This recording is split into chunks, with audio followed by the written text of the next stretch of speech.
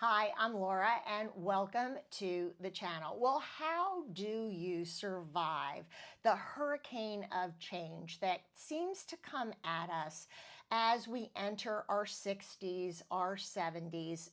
The change to our normal, everything that we've done in the past, everything that we've known in the past can change like that.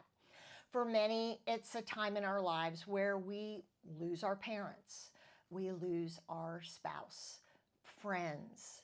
It's a time when we retire. Sometimes because we want to, other times we're forced out. We sell our businesses.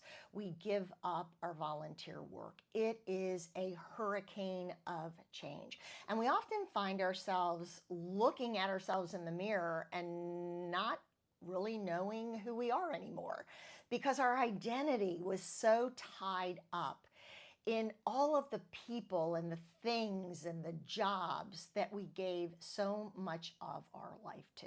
Well, hi, I'm Laura and welcome to the channel. This is Smart Women, Smart Conversations, a place where we take a little time, a couple times a week, to talk about the changes that we're all experiencing as we get a little bit older and a lot wiser. So I'm 67. And I would tell you that my 60s have been a time of life upheaval. It's been a bit of a roller coaster. And I'll be honest, it wasn't until recently that I stopped and dedicated some time to looking back on what is going on with my life and what am I going to be? What am I going to do moving forward? Because I want to do new things. I want to move forward. I want to have just as fulfilling life of a life in my late 60s, my 70s, my 80s, God willing, like my mom and dad, into my 90s. But I feel like I need to start looking at things differently. So how have I kind of navigated to this point? What are some of the tips that I would give you to help you weather the storm that may not have hit you yet, but I've got news for you. It's coming. We try to be prepared, but as you know, in life, we just can't be prepared for anything. So number one, remind yourself that you haven't changed. What's changed is how you view your life, how maybe your priorities have shifted, how things don't quite look the same day to day, but you haven't changed. You're still you. You still have all those qualities that helped you become the person that was successful, that was giving, that had, things to do, places to go, people to surround yourself with. And maybe a lot of that has changed, but you're still the same person. And the change can be a loss of a loved one. It can be having to move away from a place that you've lived for a very long time and feeling like, gosh, no one knows my history. No one knows that I was a good guy or a good gal and that I was active in my community and that I volunteered and I gave back. They're just saying, who's this new guy or who's this new gal? Maybe you've had to move somewhere new. Maybe you've chosen to move somewhere new, but it's a monumental change and it's a time of reflection. Number two, I would tell you to stop listening so hard. What other people are saying, they're saying to you, but we've normalized over many years of working the habit of feeling like we have to jump in, we have to offer a solution, we have to offer direction. I can connect you with this person. Let me make a phone call. Let me send an email. No, we get to just listen. We get to be mentors. Yes, it's fun to share your expertise. It's fun to share best practices because you've been there. You've had your successes and you've had your losses. And what better way to kind of cope with getting older than to give someone younger some wise input when they're facing a problem. But that doesn't mean you have to raise your hand and say, let me see what I can do. Let me see how I can help. You get to offer wise counsel, but you don't have to pick up the ball and run with it. I have this new term called keeping my hands in my lap. I have trouble doing it when I talk, but when I'm meeting someone for coffee and they tell me that they have something on their mind or would like some direction or some ideas, that's what I'm going to give them. I keep my hands in my lap and I don't offer to step in and take over the project anymore. Number 3, stop saying yes out of habit. That desire to offer, to help, to jump in, to take over may have gotten us to where we are today, but now we're at a stage of our life where we don't have to say yes. Say yes to the things that fill you up. And remember that no is a sentence. N-O, period.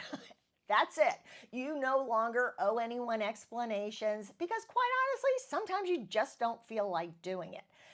Feel free to say no.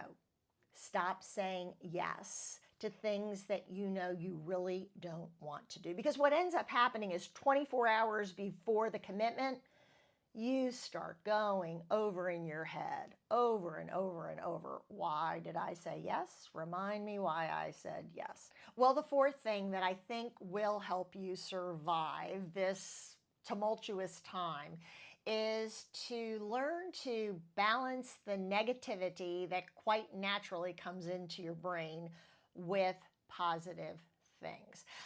And let me share a story with you. So I have shared before that I am a podcast addict. I love a good true crime podcast. I've always been enamored or interested in serial killers. I know there are a lot of you out there. I am not alone. And it used to be an escape. I would, have my normal day at the office, answering phone calls, conference calls, emails, just that normal ebb and flow. Certainly handling in my position as mayor, handling citizens' issues and getting things done and organizing and planning events. So a lot going on. And what I never realized is there quite naturally was this balance in my life with a lot of positive energy and then this kind of gory stuff that I like to listen to. Well, as my political career went away, as my professional life went away, it was just me and my AirPods out for a walk listening to murder podcasts. And I think it kind of got to me after a while, but I didn't realize it. It didn't even dawn on me. And then I started having bad dreams, which is really unusual for me. And when I went back and thought about what's changed, I was like, well, the only thing I really did yesterday was vacuum the house and do some wash, worked out in the yard for a little bit, took a walk, and oh yes, I was listening to my true crime podcasts for most of the day while I was doing other things. So it's very similar to maybe you read the news a lot, and we know you don't hear a lot of good luck stories on the news. So you have a lot of negativity coming at you quite naturally as part of our normal day in and day out. So be conscious of that and make sure that it's getting balanced. For me, the easiest place to look was podcasts. Another great place to look is on YouTube. There are lots of positive things. There are people traveling, sharing their travels. There are people sharing stories of success. There are people reinventing themselves once they hit retirement age. Lots of uplifting things are out there and available, but you have to find it. And the first step is asking yourself, am I getting a good balance here? Because you could go for days, you could go for a couple of weeks and not have a lot of interaction with other human beings. Maybe you're not feeling well and you can't get out. Maybe your friend is on vacation. Maybe, a lunch got canceled, something else came up. If we don't have those positive interactions, those moments that give us a chuckle, times when we get to share fun stories, enjoy other people's company, you can find yourself getting in a bit of a rut because all that is getting let in is negative. Whether, like I said, whether it's news, whether it's stories, whether it's a podcast, whether you're into murder mysteries, whatever it is that you're into, make sure that you have a good balance in your life. And finally, and this goes kind of hand in hand with what we've talked about earlier, number 5 would be don't get lazy about your social life. You know, for years we could say no, but we didn't want to say no because we enjoyed going out, grabbing a going to a baseball game, going to a community event, going to listen to some music, maybe attending a gala, maybe attending some kind of a, library program, museum program. And that kind of was woven into our normal life. Maybe as part of your professional career, you had to entertain, you had to go places, you had to do things with other people. Your business was dependent upon it. For those of us with elderly parents, getting out, taking them out, making sure that they have interesting, fun things to do. We're saying yes to a lot of things that we got into the habit of saying yes to. And now that we find ourselves with a lot of free time, along with that comes sedentary time. And sedentary time leads to not being motivated. And so it becomes easy to say, let's not go out to dinner, just pick something up on the way home, or I'm sure we can dig up something in the refrigerator. Should we call a friend to go out for dinner? Too much trouble. Let's just grab something to go. It becomes very easy to get lazy about doing social things because social things take asking, take planning, take a commitment, and it's easy to have that knee-jerk reaction where we know it's easy to say no. Well, whether it's easy to say no or not, it's easy to not do it, right? It's harder to do it than it is to not do it. Getting out, getting to those programs that you had to go to when you were a professional, doing it for yourself now, going to the museum, going to the rec center, going to watch a local ball game. Do those things for yourself. Go to a library program. Staying home is so much easier, but don't let yourself get into that habit of saying no too easily.